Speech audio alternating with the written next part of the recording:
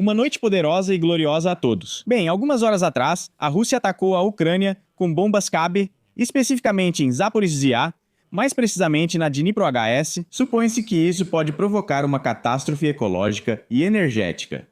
E agora vamos discutir isso. Mas primeiro, vamos dar uma olhada em quem está enfrentando tudo isso e pretende defender a Ucrânia. Um deles é o cantor Kozlovsky, ucraniano. Bem, não é lá essas coisas como cantor, claro. E o sobrenome já diz muita coisa e tudo mais. E tudo isso está acontecendo de verdade. Ou seja, esse personagem está contando por que saiu do exército. Qualquer um pode sair assim. Soldado, oficial. A história é a seguinte. Esse sujeito, digamos assim, foi mobilizado e depois de algumas semanas já foi desmobilizado. Por quê e pra quê? Vamos ouvir a opinião do próprio guerreiro. Vocês foram liberados da URSS, escreviam na internet vários motivos, diferentes razões, por que vocês foram liberados, por que afinal escreveram sobre vocês? Vai chegar um momento em que eu vou falar sobre isso. Esse é um grande segredo para uma pequena empresa. Tem até uma música sobre isso, que nem em conto de fadas dá para contar, nem com uma caneta. E sobre isso, uma jornalista não pode falar. Eu diria simplesmente, vocês sabem, eu sou um bom conhecido de alguém. Eu sou cantor, cantei com a boca no exército e decidi sair. Esse é todo o bagulho segredo. Eu vou contar sobre isso em uma grande entrevista, mas acho que agora ainda não é hora de falar abertamente sobre isso. Parece até um espião americano, sei lá. Ele provavelmente realizou alguns esquemas secretos no exército ucraniano. Provavelmente, ele foi até Kunashir para realizar, de novo, algum cenário de espionagem ou contra-espionagem. Ou ataques nos pontos mais quentes, talvez até distribuição de armas. Enfim, ele estava fazendo alguma coisa. Mas tudo bem. Com que isso está relacionado? Com os tempos de hoje. Ou seja, você vai contar quando a guerra vai acabar? Sim. Bem, aqui está alguém vivendo sua melhor vida. Ele não se importa com militares ou com a opinião dos outros. Ucranianos ou pessoas comuns que realmente lutam. Ele está feliz. Está lá em alguma festa, acenando, sorrimos e acenamos. Esses são os barbeiros de hoje. Depois, em alguma grande entrevista daqui a 5 anos, ele vai inventar outra coisa, falar mais uma besteira e enganar quem ainda acredita nesses personagens. Não sei quem acredita. E ainda tem esse outro milagre maior. Algum guerreiro poderoso perto dos muros de Kiev está contando que, bom, as fronteiras de 91 é claro. As fronteiras de 91, isso é... Olhem! Que guerreiro poderoso. É claro que ele não está lutando em lugar nenhum, provavelmente ainda não tem idade para isso. Depois ela vai para a Polônia, digamos assim, e de lá vai postar no Facebook dizendo que as fronteiras para nós são as de 1991. Vitória. Acho que os homens que deixaram o país devem voltar e recuperá-lo. Vamos reunir cerca de 500 mil no exército e retomar uma cidade, como Kulagansk. No Barimo. Eu também gosto desses comentaristas no YouTube que escrevem que vamos atacar ou Kiev ou Moscou, tem patriotas fanáticos dos dois lados. Aparentemente, dependendo da nacionalidade, eles ligam para Zelensky e dizem, escuta, Volodya, e para o outro Volodya, Putin, ou para aquele Putin, escuta, Volodya, quando é que vamos atacar Moscou ou quando é que vamos atacar Kiev? E aí Putin ou Zelensky, dependendo de novo da nacionalidade do personagem que está ligando para eles, diz, escuta, tipo Goga, vamos atacar amanhã? E, bom, aí sim, juntos eles apertam o botão e atacam. Pelo visto, recentemente esse sujeito ligou para o Zelensky e combinou com ele uma retaliação. Se é militar ou não, vamos ver isso lá. Seja como for, entenderemos depois. De quem? Bom, tantas perguntas e tão poucas respostas. Mas vamos olhar para o que está acontecendo na linha de frente de verdade e não na imaginação desses personagens aí, que ora cantam, ora espalham umas verdades para o povo. Ou melhor, empurram umas besteiras. E aqui há um problema grave. Do lado da Federação Russa, ocorreu um ataque a Zaporizhzhia com 9 cabes simultaneamente. A Dnepr-Gas está sob ataque. Há mortos e feridos.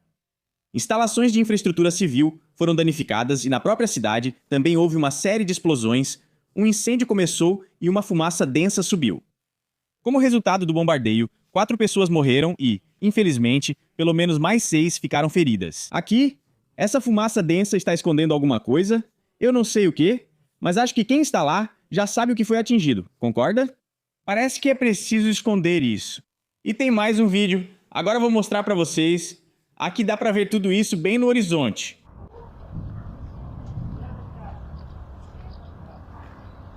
Isso. Bem, claramente é algum tipo de reservatório, claramente uma margem com guarda-sóis do outro lado, pelo que dá para entender, são prédios de vários andares. Ou seja, quem já esteve lá e viu rapidamente vai saber onde foi filmado. Não entendo por que desfocar. Mas é isso aí. Digamos, essas são as destruições. Provavelmente ainda vão falar mais sobre elas. Mas também, ao que parece, Zaporizhia foi alvo de um ataque massivo, no dia 17 de junho, quando 10 pessoas ficaram feridas em consequência do ataque.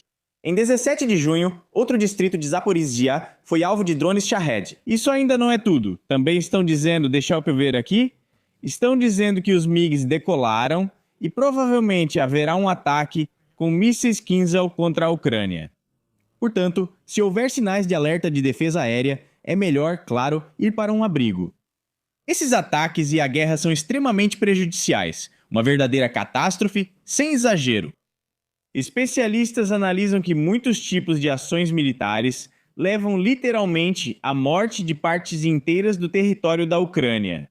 E uma parte significativa dos territórios ucranianos, como já nos informam hoje, enfrenta as consequências da colocação de minas, da contaminação do solo e da destruição dos ecossistemas naturais. Separadamente, as terras, e isso é verdade, podem permanecer por anos impróprias para a vida, para a agricultura ou até mesmo para qualquer outra coisa, até mesmo para caminhar por lá. Em algumas delas, já é tarde demais. Ou melhor, perigoso. De acordo com o Ministério da Proteção Ambiental e dos Recursos Naturais da Ucrânia, em 2025, cerca de 30% do território ucraniano sofreu diferentes níveis de contaminação. Mais de 2 milhões de hectares de terras estão potencialmente minadas. Além disso, os solos estão contaminados com derivados de petróleo, metais pesados e outras substâncias nocivas. O que isso significa na prática? Primeiro, é impossível viver com segurança devido ao perigo das minas. Segundo, primeiro, os solos perderam a fertilidade ou estão quimicamente contaminados. Terceiro, sistemas como florestas, áreas úmidas e campos foram destruídos. Além disso, não há acesso para atividades econômicas, não só agrícolas, mas de qualquer outro tipo. O impacto das ações de combate é complexo. Derivados de petróleo entram no solo, assim como resíduos desses diversos explosivos, armas e outras coisas. Além disso, se explosões ocorrem constantemente em uma determinada área, até mesmo o solo fértil, o seu próprio estrutura simplesmente muda. E às vezes se torna inadequado para o cultivo futuro de culturas agrícolas úteis para as pessoas. Como resultado, a Ucrânia perde terras férteis. E nos dizem ainda que podem surgir zonas mortas nesses lugares. Por enquanto, este nome é mais jornalístico, digamos assim. Mas já se sabe que o principal perigo é a região de Takherson, o território do antigo reservatório de Kakhovka. E não se sabe algumas outras regiões. Aqui, naturalmente, estão as regiões de Donetsk e Lugansk, DNR e LNR. E aqui os problemas ecológicos vêm se acumulando desde o início das hostilidades. Desde 2014, bombardeios constantes, tiroteios não levam a nada de bom, nem no sentido social, nem no econômico, nem no ambiental. Por isso, por enquanto, não vamos a lugar nenhum nesta Terra. Não vamos voar para Marte, nem para Alpha Centauri. Devíamos cuidar desta Terra, porque ela é a única que temos. Mas ao que parece, os poderosos deste mundo têm outras considerações. E não só deste mundo. Essa é a primeira parte, ou seja, é uma catástrofe terrível, tanto em Zaporozhye quanto em algumas outras regiões, mas há outra catástrofe também. Isso é o fato de que Zelensky brigou com o país mais próximo em mentalidade e ajuda, que é a Polônia. Zelensky conseguiu brigar com a Hungria, conseguiu brigar com a Eslováquia e agora brigou de forma inesperada com a Polônia. A Polônia foi a primeira a apoiar milhões de ucranianos comuns, dando a eles abrigo e comida. E agora surge o seguinte: Zelensky, por iniciativa dele, deu o nome de Heróis da UPA a uma das unidades militares lá. A UPA é uma organização nacionalista ucraniana, que, na opinião dos poloneses, levou à morte de cerca de 100 mil cidadãos poloneses. Isso foi no início do século XX. Os poloneses não gostam disso. E a Ucrânia, que é aliada, comentei sobre isso no vídeo anterior. Eles estão insatisfeitos porque, de repente, a Ucrânia tratou com descaso os interesses desse próprio Estado aliado, e falam sobre que eles são heróis, que estão ali. Eles devem ser tomados como exemplo, Como resultado, o presidente da Polônia retirou do presidente da Ucrânia, Zelensky, a mais alta condecoração, recebida, se não me engano, em 2023. Ela se chama Águia Branca. E Zelensky, agora de forma heróica, Zelensky está devolvendo essa Águia Branca ao presidente da Polônia, Nawrocki, pelo correio comum. Não entendo por que isso virou tanto hype. Bem, tipo, pegou a ordem, né? Isso não é bom, é uma espécie de vergonha. E se você enviou essa ordem ou não enviou, já não faz mais diferença. Mas além disso, não foi só o Zelensky que enviou a ordem. Lá também o Budanov, que parece ser uma pessoa sensata. O fato de o ministro das Relações Estranhas, Sybiga, ter enviado alguma coisa lá, bem, isso é um assunto pessoal dele. Esse cara é conhecido por seus talentos e tudo mais. Mas o Budanov, e depois dele eu li que até o Kushma também. Se tem alguém, é o Kushma, que recebeu uma premiação parecida em 97 para ele se envolver em coisas desse tipo. Pois é, ele se envolveu e agora? Agora a Polônia está piorando cada vez mais a relação com a Ucrânia. Está ficando cada vez pior. Como na Alice, tudo fica cada vez mais estranho e aqui essa é uma situação muito estranha. A decisão de tirar do presidente da Ucrânia a Ordem da Águia Branca é um erro estratégico do presidente da Polônia, do qual só Moscou sai ganhando. Bom, aqui está claro que é Moscou. Lá eles não conseguiram lidar com o plantio. Moscou roubou alguma coisa, construíram essas mansões para si mesmos. Mas foi Moscou que construiu, aparentemente, essas casinhas para os aliados de Zelensky. O mais interessante é que um personagem foi chamado para outro estúdio e há gravações de Mindit em que se fala de um tal de Vova. Essa é uma das casas que está localizada ali. E esse personagem afirmou que isso tudo é Putin. E que no ano de Putin, o círculo de Zelensky construiu casas para si mesmos e para Putin. Enfim, não me perguntem como o bom senso ou qualquer tipo de razão convivem na cabeça dessa pessoa, junto com afirmações desse tipo. Aqui, quem quer viver precisa se virar. Essas pessoas lembram de quem dependem e evitam morder a mão que as alimenta. Do chefe, digamos assim, eles não vão morder. Por isso surgem essas contradições. E aí, quando começaram a devolver todas essas ordens e medalhas, os poloneses ficaram muito preocupados, demonstrando uma apreensão profunda, profundíssima. Ah, e além de tudo, ainda tem a vitória do lado dos ucranianos. Aqui a gente passa suavemente do Budanov. Iniciaram a construção do Museu da Revolução da Dignidade e do Memorial aos Heróis da Centena Celestial, mesmo já existindo vários memoriais para essas pessoas. Ainda precisam construir outro museu. Já existe o Museu do Holodomor. Agora, museu? Bem, o Holodomor até faz sentido, porque milhões de pessoas morreram. Além disso, o Holodomor não aconteceu só na Ucrânia, mas também no Volga. E se não me engano, também aconteceu no Cazaquistão. Sim, em muitas regiões as pessoas morreram. E isso realmente estava relacionado com a atividade econômica na URSS. Não estou dizendo que foi intencional. Simplesmente, bem, acabou acontecendo assim. Enfim, eu não sou um grande especialista nisso, então, mas a fome existiu. E é claro que é necessário homenagear a memória das pessoas que não tinham culpa e morreram. Mas quando em condições de guerra, em meio à falta extrema de recursos, começam a construir coisas desse tipo, isso levanta muitas questões. Ou seja, bem, ok. Budanov informou que a Ucrânia finalmente esperou por isso. Enfim, todos nós começamos a construir esses museus, memoriais e tudo mais. Ele afirma que devemos fazer isso rapidamente e com profissionalismo. Esse é o nosso dever perante a memória dos heróis caídos. As famílias dos mortos no Maidan e toda a sociedade ucraniana esperam por isso há tempo demais. Toda a corte real. E nós vamos fazer isso, declarou Budanov. O Memorial dos Heróis da Centena Celestial deve se tornar um lugar de memória, dignidade e força. Bem, soa como Stonehenge. Realmente um lugar de poder. Mas não é exatamente Stonehenge. E sim, e também sobre isso... Ah, deixa pra lá, melhor não comentar agora. Então, qual o próximo? Não é só na Ucrânia que há problemas. Agora os Estados Unidos estão perdendo aliados aos poucos. Na verdade, nem tão aos poucos assim, mas bem rápido.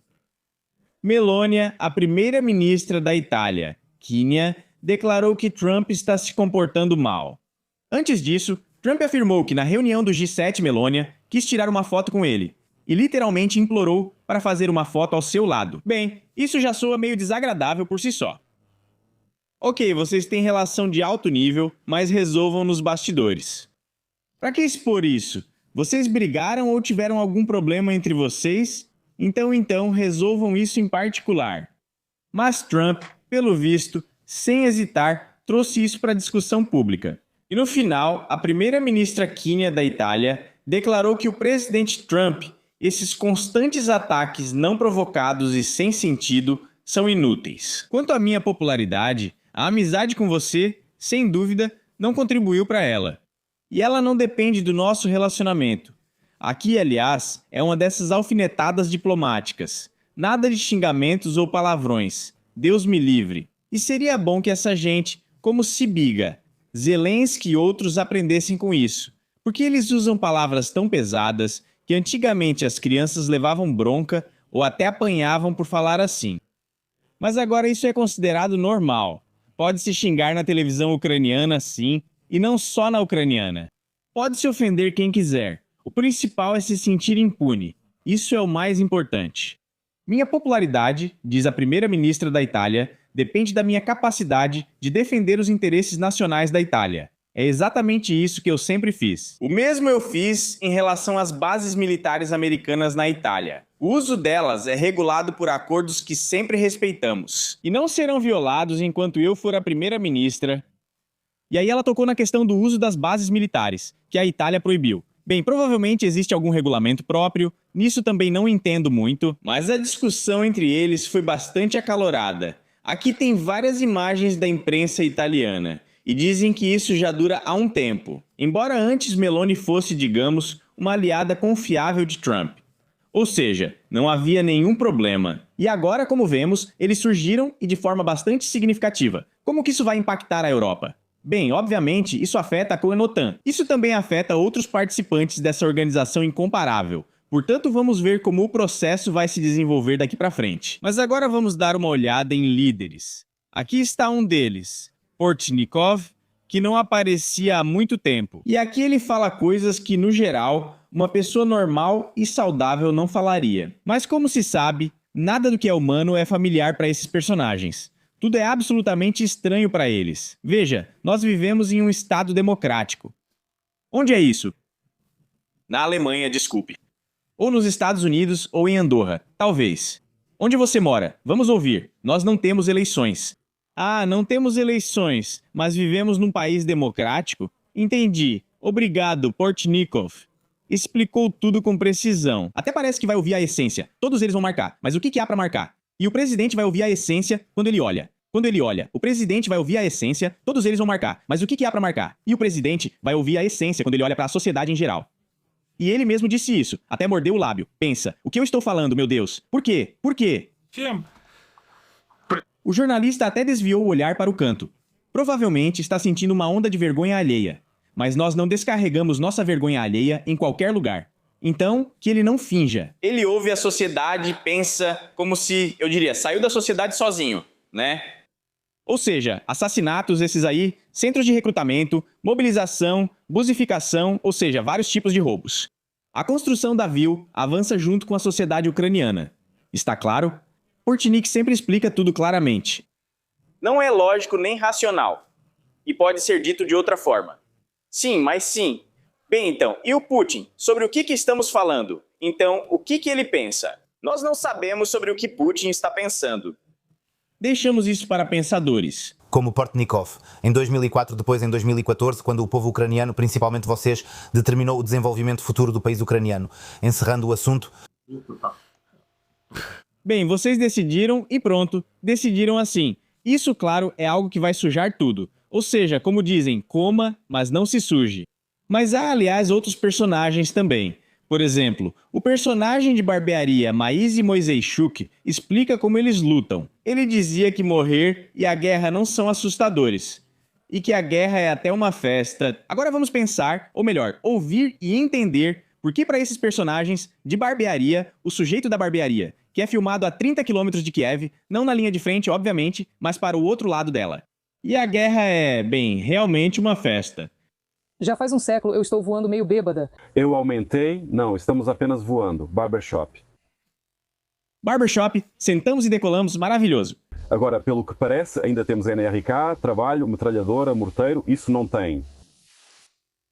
É isso aí, não tem nem morteiros, nem metralhadoras, nada disso. Só tem uns paus com umas bandeirinhas. E esses personagens que estão sentados nas cadeiras, aparentemente são alguns elementos de fortificação que servem como abrigo. Não sei como trariam ou usariam essas cadeiras nas filmagens, mas normalmente militares sentam em tocos, banquinhos ou cadeiras dobráveis que custam cerca de 100 hryvnias cada. Aqui tem umas poltronas, daqui a pouco vão encher de penas de ganso. E eles sentariam ali. Olha só que objeto de mobilização poderoso que temos. Objeto. Da última vez que trabalhou com as pernas, como diz, foi indo para Kursk. Correto? Não, isso significa quando usamos armas e o principal ataque é de infantaria, mas não ocorre desde 2022. Bem, desde 2022, isso era o que precisava ser ouvido. Armamento de infantaria, armas de fogo. Eles não usam desde 2022. É preciso lembrar que em 2022, provavelmente em Kiev, distribuíram fuzis automáticos, mantiveram por um tempo e depois levaram para onde era necessário. E depois disso, eles não atiraram com mais nada, exceto com esses próprios drones. Mas de novo, esses personagens, esses chamados líderes, eles também só ficam com os drones, enfim, as pessoas estão vivendo a melhor vida delas. Sentam-se em cadeirinhas, mesmo que seja na grama, mas isso não dura muito, porque ali atrás da grama tem um restaurantezinho, você vai até lá e luta com toda a força, com todos os pratos, e ainda enfrenta o principal inimigo, o chefe desse nível, que é o prato do chefe. Se você derrotar ele, pronto, já vira um defensor. Quando nossos pilotos estavam em Donetsk, se não me engano em 24, houve casos em que operadores quase chegaram, pois ficaram presos com o cowboy. Bem, aqui no faixa de árvores vizinha já está quase mais curto. Quando quase chegaram à faixa de árvores, quase atiraram. Não vou mais. Ele enrola, não termina o pensamento, esse personagem se perde. É por isso que se alguém tivesse chegado até essa faixa de árvores, antes do QG, onde cresciam cogumelos e se escondiam representantes das forças armadas da Ucrânia, esses drones aí, pelo que entendi, ou talvez nem fossem drones, talvez fossem críticos de restaurantes que estavam se escondendo lá, então eles poderiam ter começado a atirar. Mas como ninguém chegou até eles, eles não começaram a atirar. É isso que você precisa saber sobre a guerra, sobre esses caras de barbearia, sobre aquele Ucheles que fica contando lá, jogando lama no próprio rosto, dizendo como ele vai para algum tipo de combate, participa não sei com quem. Bem, e todas as outras dificuldades desses personagens. É isso. E a guerra? A guerra continua. Trump tem problemas com a Europa tem problemas com a Ucrânia, e a Ucrânia tem problemas com tudo, com absolutamente tudo que é possível. Bem, então, vamos nos manter firmes, como dizem todos os ucranianos. E não se esqueçam de se inscrever neste canal maravilhoso. Até mais! Legendas. Conceder o nome de heróis a uma das unidades das Forças de Operações Especiais é uma das coisas mais dignas que Volodymyr Zelensky fez durante seu mandato presidencial.